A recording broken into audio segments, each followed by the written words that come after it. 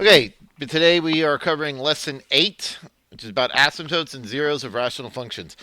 Graphing a complicated rational function without a calculator is pretty challenging. It requires at least, some kind of analysis and calculus to help you do it. So we're going to try and take it kind of easy on that. Use calculators, graphing tools to help us, but we're going to find key values today that we can find without a calculator. So let's study the following rules carefully. Oh my goodness. This is one of the most important things you learn in Algebra 2 right here. It's just really, really important. It's just something I want you to know because it helps you so much. The horizontal asymptotes of a rational function rules. Okay? If the degree of the numerator is less than the degree of the denominator, the horizontal asymptote is y equals 0. If the degree of the numerator is equal to the degree of the denominator, then the horizontal asymptote is a ratio of the leading coefficients. If the degree of the numerator is more than the degree of the denominator, there is no horizontal asymptote. So I can summarize these rules by using big and little, okay? The numerator is on top, okay? Denominator on bottom. If you are little on top and big on bottom, you are dividing a small number by a bigger number. You're going to be getting values close to 0. You see, a horizontal asymptote is what is the graph going to as x's get bigger and bigger and bigger. If you're the same on top and bottom, then it's just the ratio of the coefficients. And if you're bigger on top than you're on bottom, you divide a big number by a small number, you get a big number. You don't get an asymptote. All right, vertical asymptotes have very different rules. They are where the simplified rational function has a 0 in the denominator. So a vertical asymptote occurs where the denominator is 0. Zeros of a rational function are when the numerator is 0. Okay? All right, let's take a look at some practice problems, see if we can't make some sense out of this. So let's state the equation of the horizontal asymptote of each function. And then we'll graph it to check. So what is the horizontal asymptote in 8.1? Well, we need to look at our rules, right? What's the degree of the numerator?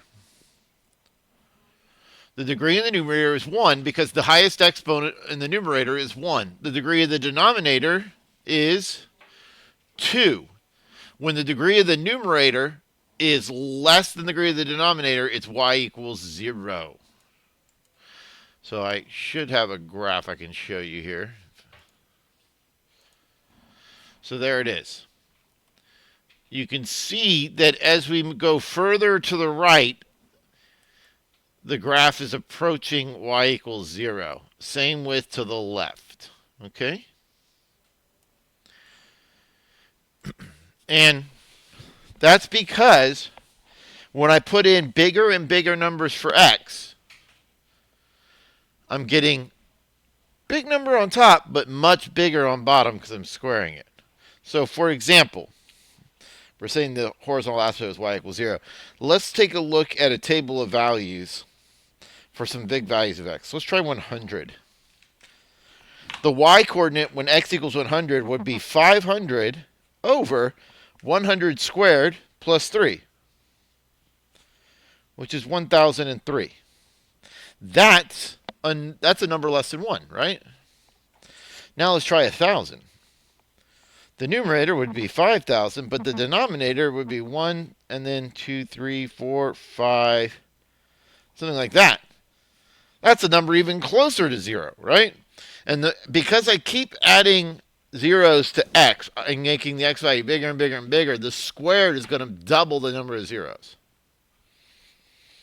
So making this number closer and closer and closer to 0. And that's what an asymptote is. All right, let's try letter B.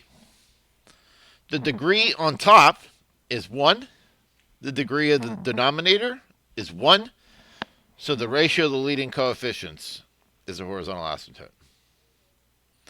And 4 divided by 2 is 2. So let's take a look at the graph.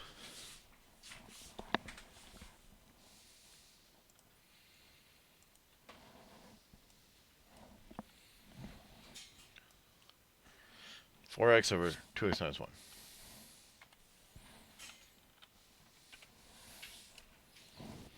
And we said the horizontal asymptote is 2. It should be approaching a y value of 2.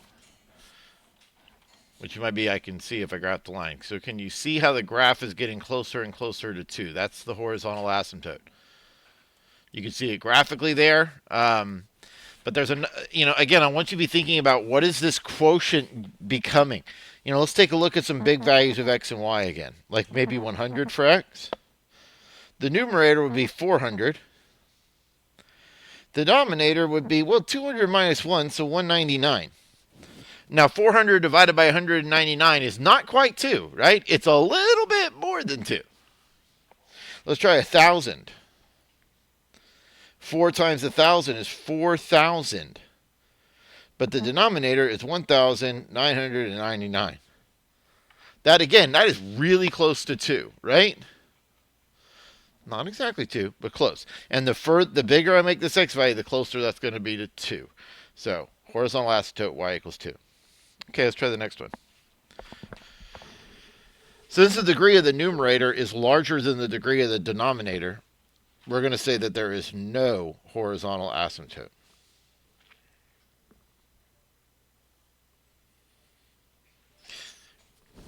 F of x does not approach a real y value. It goes up and up and up for forever. Let's take a look at that one.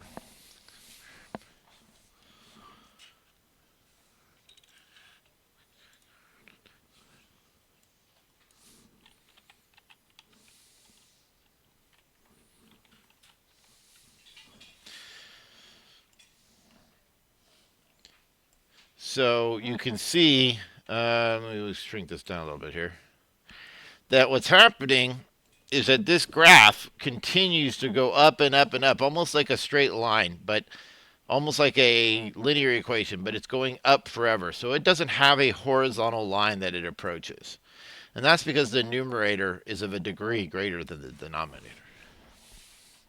All right, a little bit of a review here from our previous unit. That's okay, though. Recall that horizontal asymptotes of an exponential function is y equals 0.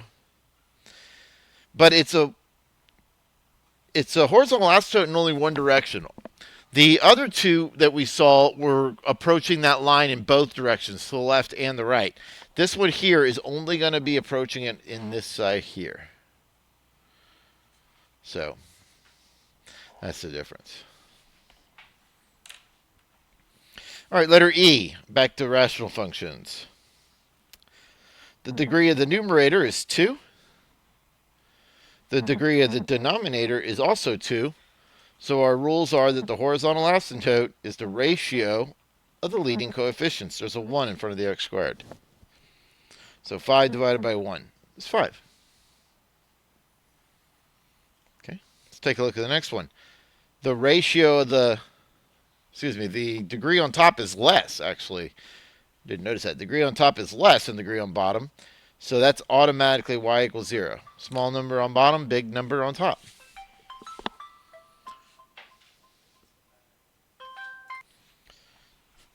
All right, next one. Degree on top is 2. Degree on bottom is 1. So there's no horizontal asymptote. All right. H. Well, we should know this from our parent functions from the previous lesson. We know the shape that makes. It goes like this. We also know that the horizontal asymptote of that function would be y equals 0 because the degree is 2 on bottom and the degree is 0 on top. But we could still do transformations to kind of change these rules a little bit. So that transformation is going to slide everything down to 3. So this graph here that we studied in the previous lesson now looks like that. So the horizontal asymptote is y equals -3. We can always have transformations to it. All right, I've got some practice problems for you to do. Give it a try. All right, so the equations for horizontal asymptotes. This should be degree on top is 0, degree on bottom is 2. Since we're big on bottom, it's y equals 0. Degrees are the same. They're both degree 3, so it's the ratio of the leading coefficients. Here, the degree on top is bigger than the degree on bottom, so there is no horizontal asymptote. That has a horizontal asymptote of 0, and then subtract 5.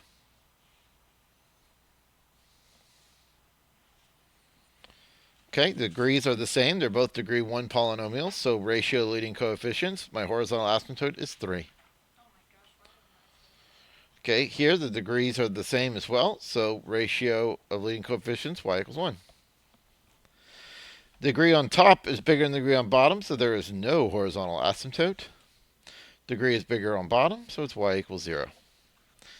It's not difficult, but it's difficult to remember, and I need you to remember it for the rest of your life. So to really try and nail that down. All right. Example 8.2. We're going to find the domain of the function, then simplify the rational function. Finally, we'll state the equation for any vertical asymptotes. So here's the deal. To find vertical asymptotes, you have to simplify first. Okay, or else you can get some wrong answers. So we need to be careful about that. All right, I cannot simplify any. Vertical asymptotes are what make the denominator equal to 0. So first of all, let's describe the domain. They ask us to do that first. My domain is all real numbers except for what causes a non-real result. The only number that if I plug it in gives me a non-real result is 6. So I'm going to say all real numbers except 6. My vertical asymptotes are values of x that make the denominator 0 after I simplify. So x equals 6. And we'll verify that with a graphing calculator. So let's see, where can we find that? So we're looking here at 1 over x minus 6.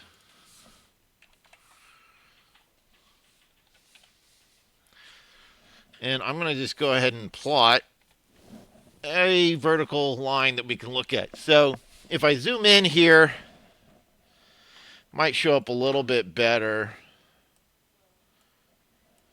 You could see that the curve, which is the one in purple, is fighting to reach that x equals 6. As I get closer and closer to x equals 6, it shoots upwards or downwards because I'm dividing by a number close to 0. Anytime I divide by a value close to 0, I'm getting a very large result. All right, let's do the next one. All right, so my domain is all real numbers except for what can give me a non-real result. I can't divide by 0. So I need to find what values would make this denominator 0. And we've done this before. We've done this almost all year.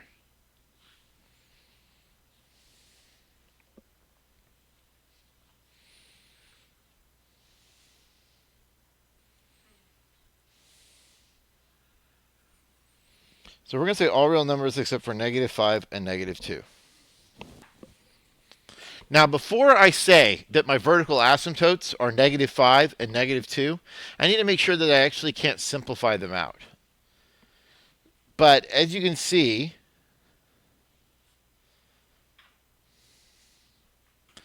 neither of those factors cancel with the numerator. Okay? So we're going to just say that my vertical asymptotes are x equals -5 and x equals -2. I feel like the focus is a little off. Maybe I can... Oh. Yeah, I got better. That's an x plus 1 right there. All right, let's take a look at the graph. So we believe that we're going to see two vertical asymptotes to this graph at -5 and -2.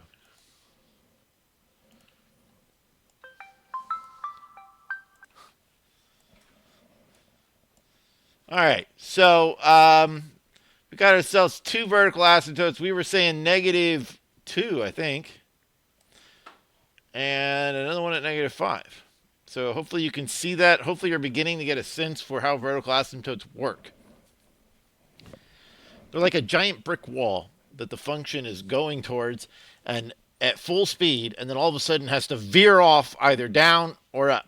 But a vertical asymptote will always occur when you try and divide by 0, and it will always result in going towards some infinitely tall y value. This goes up forever. Okay.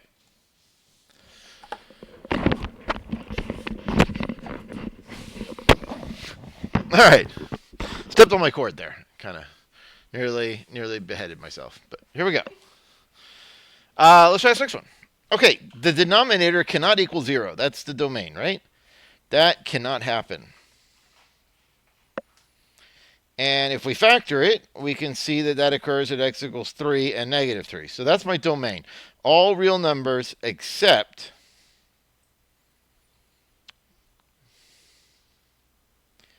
-3 and -3. But this is a different situation. So if I simplify this, you'll see that's going to reduce out. And so g of x equal to 1 over x plus 3. So what that means is that 1 over x plus 3 will determine the shape of my curve. The x minus 3 has been reduced out. However, I still can't have 3 in my domain because the original function, it calls 0 over 0, which is undefined. Let's take a look at how that looks on the graph.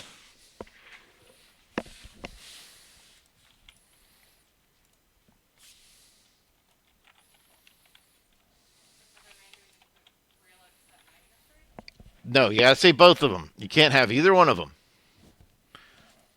But the vertical asymptote is just at -3. So our domain is that x cannot equal -3 or 3, but there's only a vertical asymptote at -3. Do we see how that works? At 3, though, there doesn't appear to be a vertical asymptote, which is weird. But maybe you can actually see how all of a sudden there's something wrong there. That line that's usually ahead, that point, all of a sudden the intersection is gone. And, I might be able to, as I take the curve towards 3, watch what happens. All of a sudden, the calculator puts this open circle and says 3 comma undefined. It's not on the curve. It's an infinitely small speck that's missing. It's a single point that's missing in the graph. We call it a hole. More on that in the next lesson. Or removable discontinuity, if you want to be technical. All right. So our only vertical asymptote, though, is at x equals -3. Let's try the next one. I can factor the numerator. I'll factor before I state the domain and range.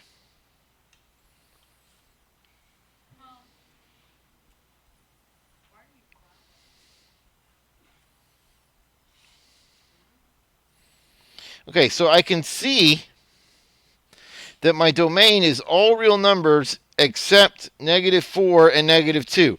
Both of those values result in a 0 in the denominator. They are not allowed. However, one of them can actually be simplified out, but it's still not allowed.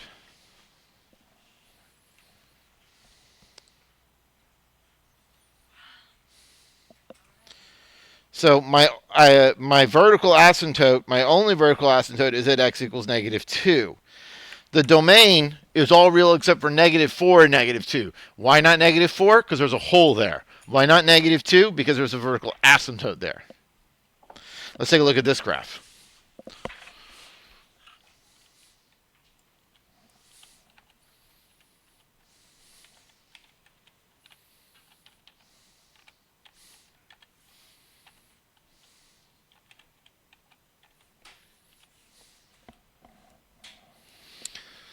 All right. Once again, we do have a vertical asymptote. We said that we expected there to be a vertical asymptote at -2. That appears to be the case. But at -4, we should have a hole. And there's the hole at -4. Okay, so give practice 8.2 a try, please. Looks like we got about 4 of them. All right, so let's go over the practice. This is going to be factored as x minus 1, x plus 1. And this is going to be factored as x times x plus 3.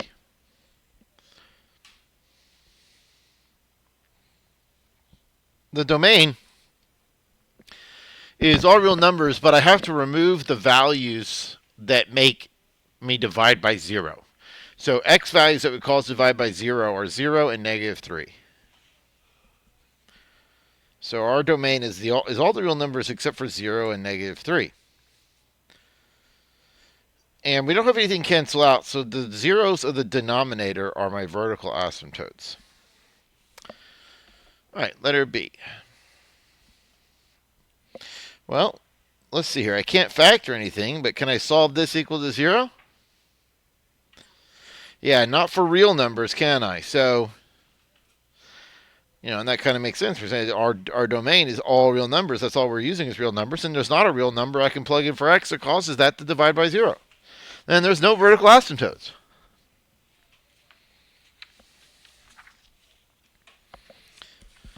All right, on g of x, let's see here. This factors as x minus 10 and x plus 1. And this factors as x minus 10 and x minus 2. So because 10 and 2 give me a 0 in the denominator, I got to remove them. So all real numbers except 10 and 2. But the x minus 10 actually reduces out into what's called a hole, leaving a vertical asymptote only at 2.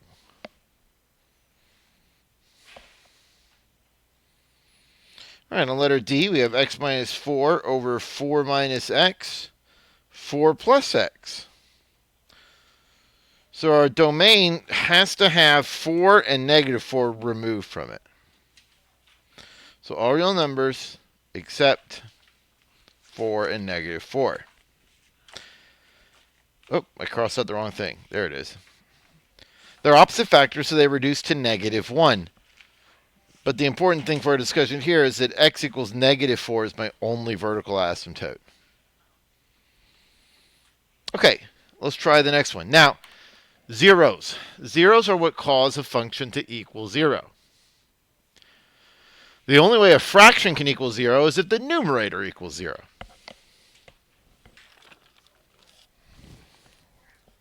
But if there was a 0 in the denominator as well, that's not a 0, that's a whole. So we're going to be careful about that. We're going to simplify first, then find the zeros. So nothing is simplified. The only way a fraction can equal 0 is if the numerator equals 0. So x equals 0 is a 0. And it's been a while, but remember we like to put zeros in our set notation. All right, on the next one, x squared minus 4 factors is x minus 2x plus 2. This denominator factors is x minus 3, x plus 2. So x equals -2 is not a 0. It would actually cause me to get undefined. This has to be simplified out. And my only 0 is x equals 2.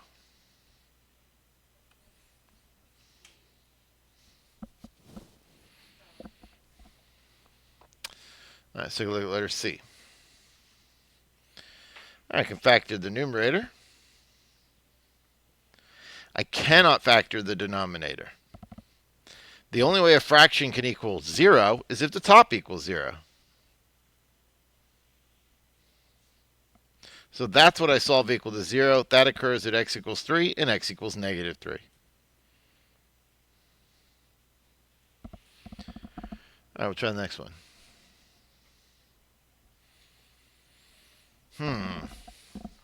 Yeah, that works.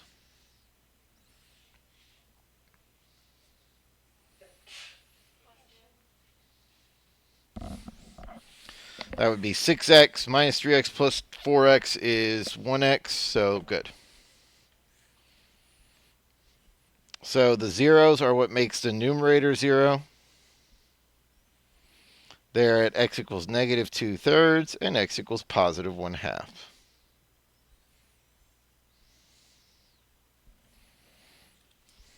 Okay? Oh. So if you would try, please practice 8.3.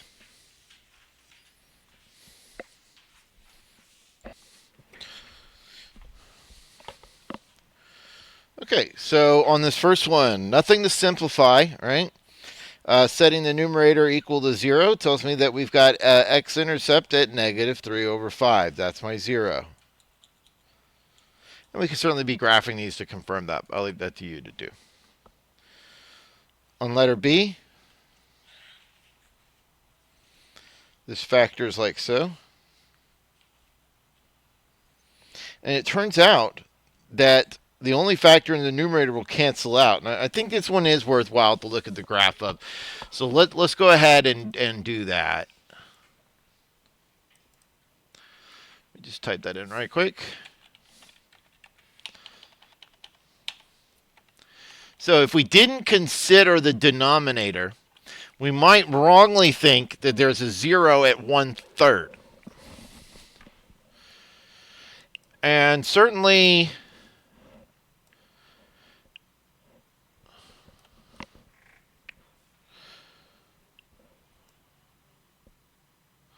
let me see, maybe I can.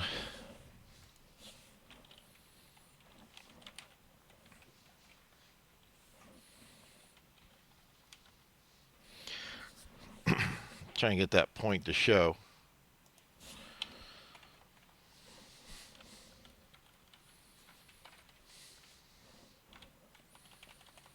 Probably won't like that though.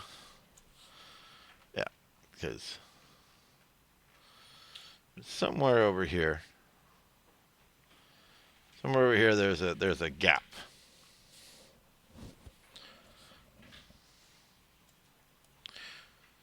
So yeah, no x-intercept there. All right, we'll try the next one. Okay.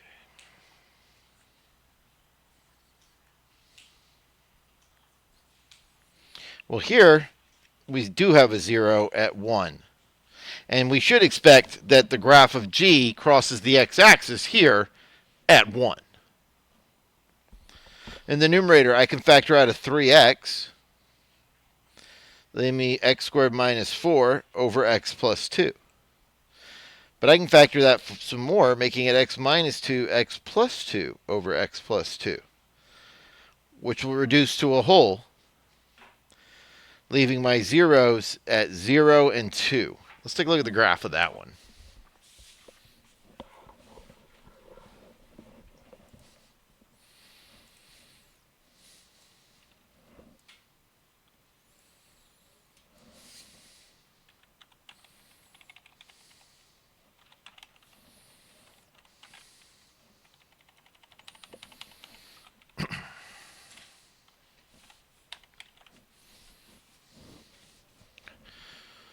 All right, we're expecting x-intercepts at 0 and 2, and I think that's precisely what we see.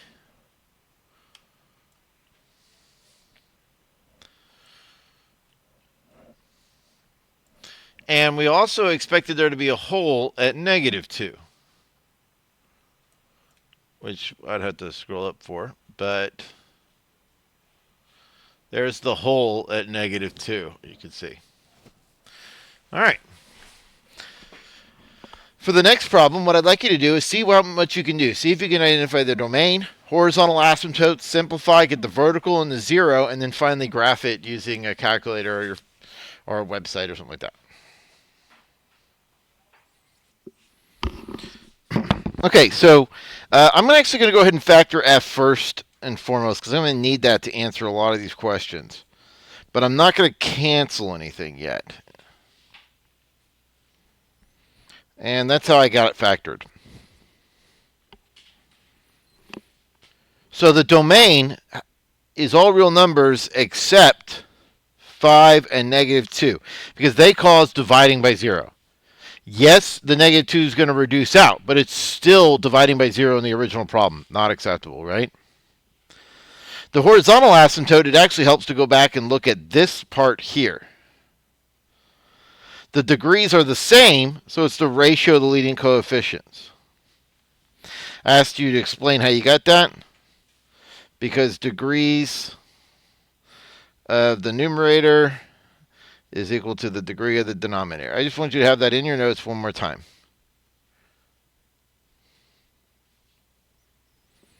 Simplify the function if possible. Well, we know we can. That it simplifies to x minus 2 over x minus 5. So now the vertical asymptote is just at x equals 5, and the 0 is only at 2. Negative 2 is neither a 0 nor vertical asymptote. It's a hole. Let's check. We should see a 0 at 2, a vertical asymptote at 5, and a horizontal asymptote of 1.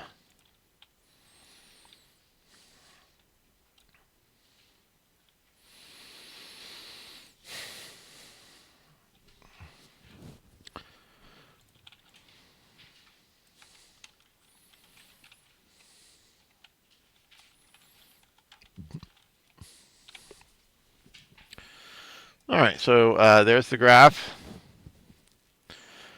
I think you can see that the graph is approaching a y value of 1 to the far right and far left. If I zoom the x-axis out a little bit, it becomes more and more like just a horizontal line at y equals 1. As I get the really big x values, the y value is getting closer and closer to 1. There is a vertical asymptote at x equals 5. And we said there'd be a 0 at x equals 2. But at negative 2, we have a hole.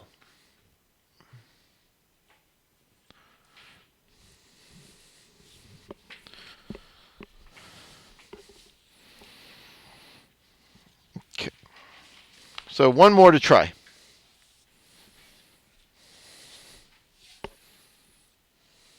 All right, let's go over this one. I can't factor anything. X squared plus 4 cannot equal 0. X squared is a 0 or positive number, and I add 4 to it, it becomes even more positive. This never goes negative. It never goes to 0. My domain is all real numbers. The degree on bottom is bigger than the degree on top, so the horizontal asymptote is 0. Big on bottom. I can't simplify the function any. There are no vertical asymptotes.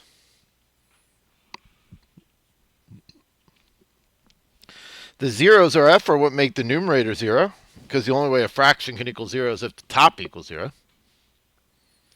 Let's check our answers.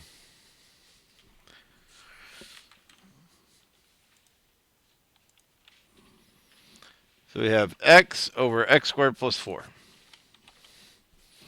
All right, like we anticipated, there are no vertical asymptotes because of the numerator never equaling 0.